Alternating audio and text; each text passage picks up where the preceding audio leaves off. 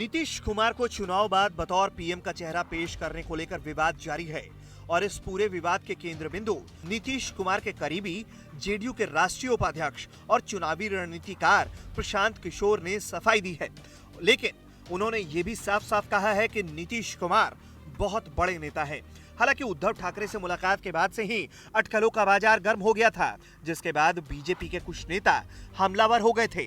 वहीं जेडीयू को सफाई देनी पड़ी थी, जिसके बाद इस पूरे मुलाकात पर प्रशांत किशोर ने खुद सफाई पेश की है। ये संजय राउत जी ने, आप ये स्पेकुलेशन में मत जाइए।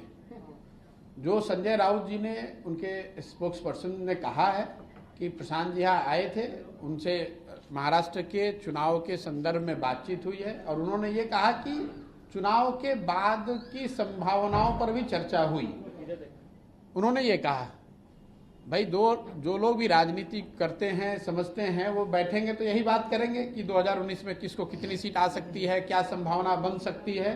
उसमें कहीं भी उन्होंने नहीं कहा है और मैं तो बिल्कुल ही नहीं कह रहा हूँ। एनडीए के प्रधानमंत्री माननीय मोदी जी हैं, तो उम्मीदवारी का तो सवाल ही कहाँ उठता है। यहाँ तो एनडीए का प्रधानमंत्री है, पहले से हैं। माननीय मोदी जी एनडीए के प्रधानमंत्री हैं और वही रहेंगे। नीतीश जी, क्या आपको लगता है कि सर अभी भी वो बचे हुए हैं पीएम जो मटेरियल लोग कहते थे, अपोजिशन हो या उनके पार्टी के लोग कहते थे, क्या अभी बची हुई है कुछ मटेरियल? अब देखिए, कब कहते थे, कब मटेरियल था, कब नहीं है, इस पे तो मैं नहीं जाऊंगा। नीतीश जी बहुत बड़े नेता हैं देश के। प्रशांत किशोर पीएम मोदी पर सवाल तो नहीं खड़ा कर रहे, लेकिन उन्होंने ये साफ कर दिया है कि नीतीश कुमार एक बड़े नेता हैं। वहीं उत्तर भारतीयों पर होने वाले हमले को लेकर भी प्रशांत किशोर ने कहा है कि अगर ऐसा कुछ होता है तो वो मजबूती से इसका विरोध करेंगे।